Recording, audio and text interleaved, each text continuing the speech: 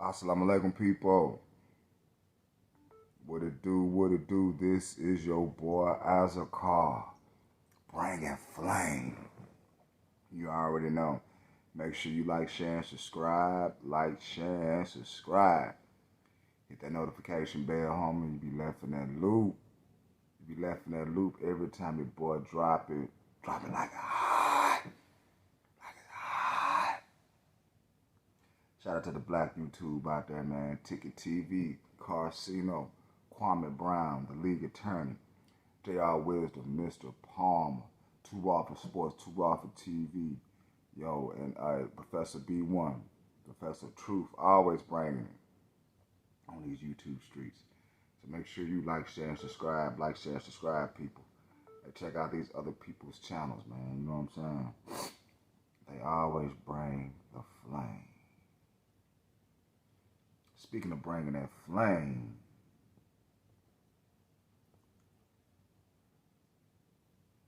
you know, I look at our history, just a quarter of our history. I don't think any other race could have survived what we done been through.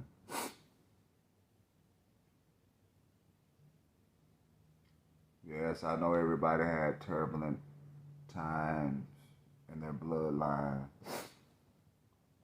Not like how black people did. No.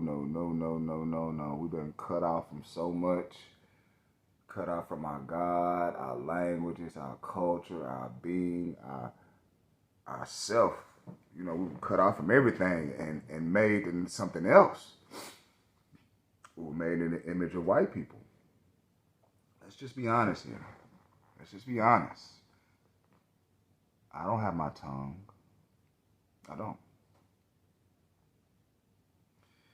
And when we talk about prominent icons like Martin Luther King, the first thing that people would do, first thing they would say is, I have a dream. I have a dream. What dream was he talking about? Did y'all really listen to that last speech? Did y'all listen to it in its entirety? Because if I'm not mistaken, Elijah Muhammad spoke to Martin Luther King.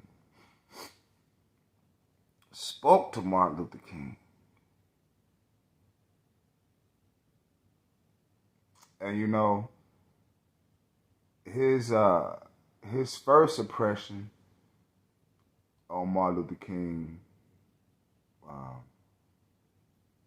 may have been turbulent. May have been. Check it out.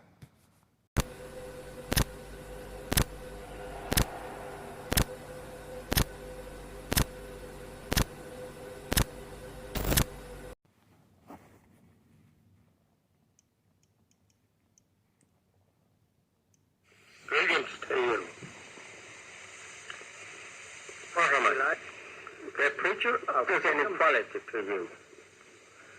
My people, who have been lost from their own for the past 400 years, their own people, their own God, their own religion, and from their own native land. For the past 400 years, there was no teaching of yourself by those who have carried and owned you. There has never been given any knowledge or true knowledge of yourself and those who carry you and have enslaved you up until present time to make you their equal and to deal justly from you by those who carry you and claim you. And you like it like that. You don't despise it. You don't hate it. You like that they carry you as they always have. You're making yourself very, very ignorant in the eyes of the civilized nations of the earth.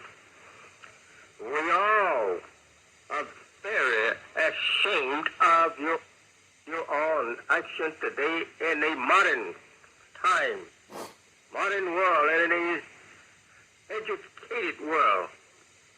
And you're acting as though you never was educated. You who are educated, you who profess education, you who carries diplomas and degrees.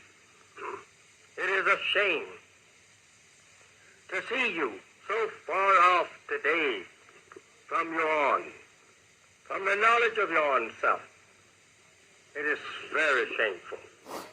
I say to you, my beloved people, it is time to wake up and know yourself and join on the side of your own kind and stop trying to join on the side of the people that is not your people.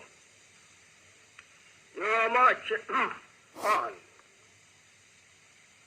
Today, I would like to talk with Mr. Martin Luther King, but I can't personal. But I will speak with him and those who are following him in this broadcast today. Reverend Martin Luther King may be sincere in what he's trying to do, and those who are following him may be sincere. But what good is it to be sincere in that which will not bring to you no gain? You will continue to march and march on. What are you to gain for your people as a whole in your continuous marching? You marched on Washington with over 200,000 people, so it was reported at one time. What has you and your people gained from that march? Your number of marchers on the state of Alabama around 2 weeks ago, according to the reports, was around 30,000. And you still plan more marching, while you and your marchers are jailed and are disgraced, beaten, and killed. Even those who join and sympathize with your marching, they also suffer the same treatment. And you was denied, pardon me, the honor of a leader by the head of the state of Alabama, the governor, to even speak or talk with you. He chose, pardon me, he chose his own so-called Negroes of the South there in Alabama, who was marching with you to talk with. That you know, that if you are rejected, the president are to speak with the head of the state, the governor, who has been preventing you from marching with his armies of polices there in the state. Why do you want to continue to march in a place where that you not even received? Ooh, Lord have mercy. I know that was a little bit, but you had to hear it in context, man. I'm going to leave a link in the description box on that, man. But I'm telling you, that word back it then, it is so relevant now. It is so relevant now, man. Because as Elijah Muhammad told the truth, and we needed to do for self, just like the Asians done for self when they got over here. We should have been doing for self. And look how much we would have pioneered by now, man, if we would have did something. But now we worried about voting and all this. Check this out right here. Martin Luther King III. He holla, my father's spinning in his grave. Now see? But Martin Luther King Jr. would be stunned by the rollback of voting rights in this country and efforts to suppress the teaching of the struggle for the civil rights, according to his eldest son, Martin Luther King III.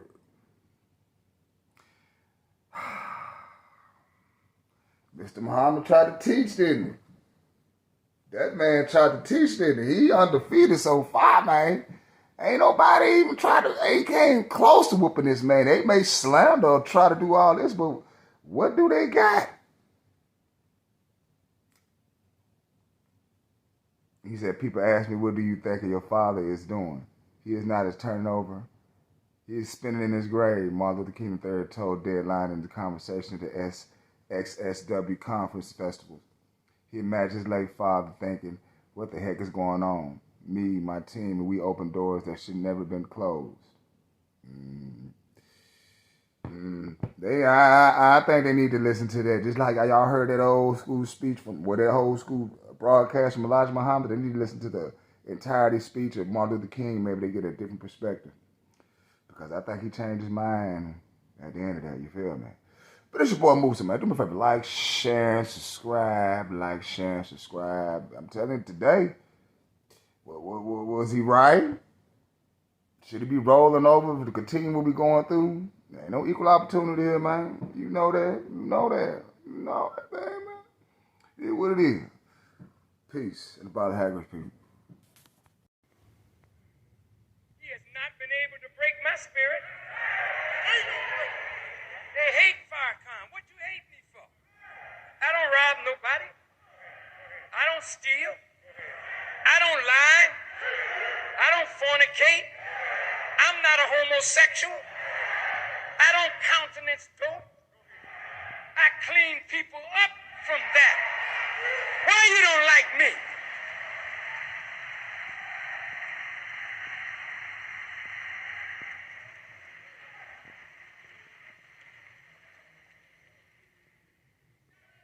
You don't like me because I met the one who would consume you with the spirit of his mouth on the brightness of his coming. I don't represent God will come. Hell no. When you see a black man, listen to me good. Listen. When you see a black man stand up in the most powerful government on earth and speak as I speak and walk as I walk and live as I live and don't care nothing about that enemy, then you ought to know God is not to come. God is already present. He's here. He's in the world. That's the good news. That's the glad tidings.